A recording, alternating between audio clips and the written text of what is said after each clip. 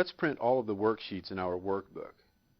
To do this, select the Entire Workbook option. The Preview button allows us to see how each page will be printed. This is especially useful if we are printing only selected areas of a worksheet, or if we are printing a large workbook and want to see how the data will be positioned on the printed page.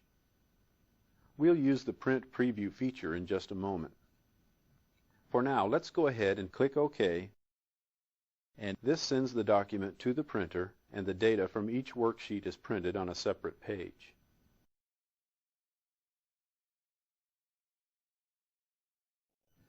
There are a number of ways to access the Print Preview command.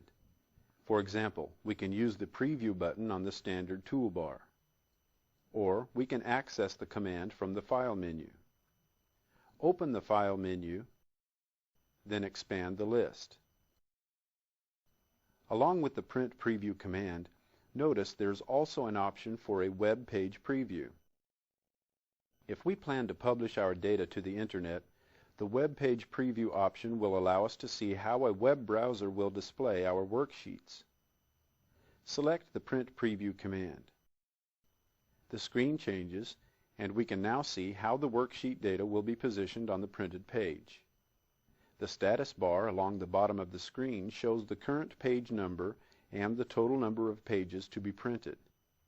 Right now we are only previewing the current worksheet, so the status bar displays page 1 of 1. Notice that our cursor has now changed to a magnifying glass.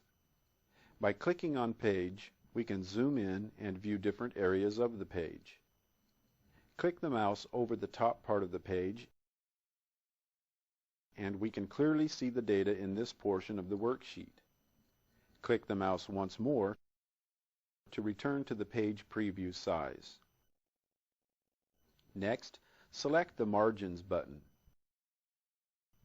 Margin handles now appear around the page.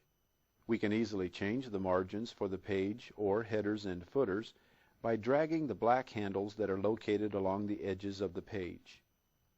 The black margin handles along the top of the page can be used to adjust column widths while we're in Print Preview. We won't change the margin settings from here, so select the Setup button to view these options. This opens the Page Setup dialog box.